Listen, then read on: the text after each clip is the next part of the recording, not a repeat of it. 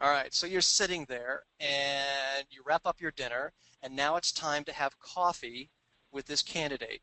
And my suggestion is, again, you meet in a relaxed atmosphere, you meet off-site, somewhere neutral maybe, and you're calm, you're cool, and you're collected.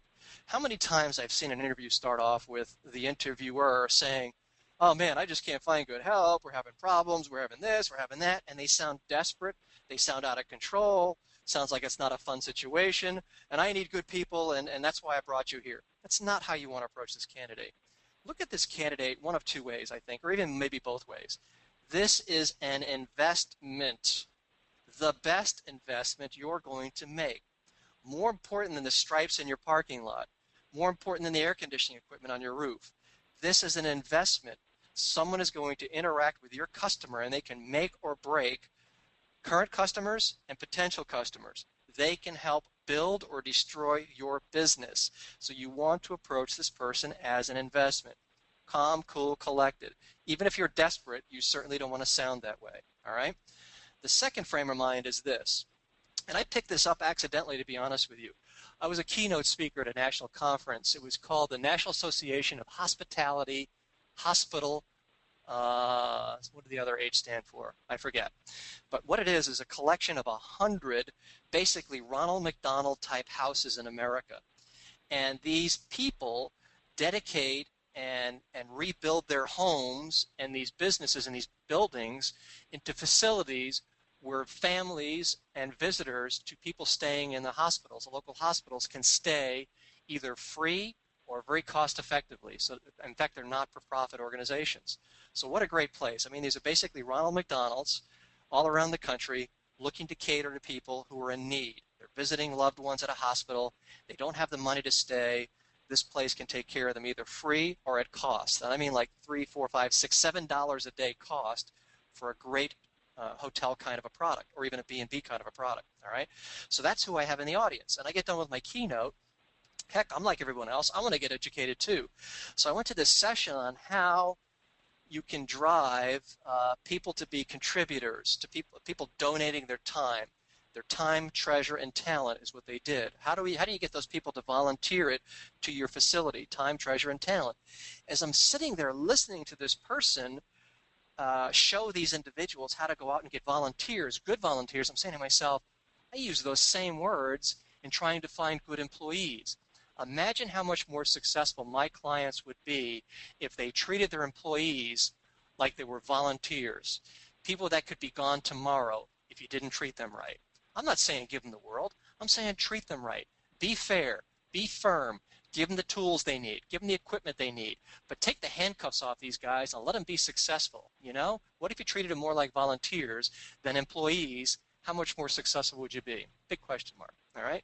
So here you've sat down over a hot cup of coffee. The first thing you want to ask them is, hey, what's important to you? What are your needs? What do you want out of life? What are your aspirations? And shut up. Don't tell them what you have to offer. Treat this person, again, like a volunteer or even a client. What's important to you? And if this is a Gen or an X or a Y, a Gen X, Y, you might hear something like, the thing that's most important to me is my free time this weekend. Now, I'm a baby boomer. It was hard for me to relate to that for years. But when I said to myself, you know what, if that's what's important to them, then that's what I ought to focus on if I want to attract more of those people. And I need those people working for me. All right? So how do I attract those people? And you find out what's important to them. And when I use that example of their free time, that was an actual survey that I got to see. There's a company out there, for those of you that don't know, is it called Accor Hotels, ACCOR. It's a French-based company. They have about 3,000, 4,000 maybe hotels internationally. Most of them are international. They've only got about a dozen, I think, in the States, and they've probably got another 20 up in Canada. So most of their properties are really international, not North American. But you've got anything from 1-star to 5-star with these properties. A lot of them that were 3 and 4, okay? My point is this. They did a global survey, a global study of their employees, and they asked their Gen X and their Gen Ys, what is important to you? And that was the first thing they heard. Not in the States, not in Canada, but globally. My free time. What am I going to do with it? My second most important thing was my friends and my family. Number 5, cutting to the chase, was their career. So go back to the role play scenario in front of 600 owners and operators. What did that person at the table tell me? I want you to work for me. You're going to make more money. And money was their number 5 concern. Career was their number 5 concern. Their number 1 concern was, what am I going to do in my free time this weekend? My number 2 concern were my friends and family. If you study generations, you know that there's sometimes 1 or 2 major events that affect every single generation. I could go back to the Vietnam War. I could go to Watergate. I could go to Nixon. I could go to John Kennedy. I could go to the Kennedy assassinations. I could go to Martin Luther King. All of these had generational impacts on all of us. I look at my father and his generation. And now this guy was from the Korean War. You look at World War II, and you look at those guys. If a politician said something, it meant something, and it was true. You know, today we doubt everything they say, what time of the day it is, right? Well, because of these generational impacts, Watergate, Vietnam, and all that other stuff, it has an impact on the way we view the world. And I'm not saying this is totally conclusive, but certainly an impact on X's and Y's was 9/11. The 9/11 event had an impact on these people, and they sort of kind of had an attitude, and may still have some leftover on that event, and that is, hey, listen, I'm not going to worry about tomorrow. They may not be tomorrow, so I better live life to its fullest today. And you gotta sometimes say to yourself, boy, I envy that kind of an approach. I wish I was more like that. And how much more successful would I be in life in general? You know, you have that balance. I know I could use more of that. So who are we to fault them to having the focus that they do? And if their focus is, hey, listen, my free time is what's important to me, then maybe that's what you tap into. All right? Your friends and family are important to you. Let's tap into that. Tell me what else is important to you. So you get their needs, wants, aspirations out on the table before you ever start telling them the benefits of the job, all right? Tap into what's important to them, and certainly deliver what's important to them. So my point is this. Let's try to make these people successful. If in my discovery of this interview, and I hear number 4, number 5 is I want to be a fireman, okay, I want to help you be a fireman too, but not just a fireman. You don't. I want you to be a phenomenal fireman.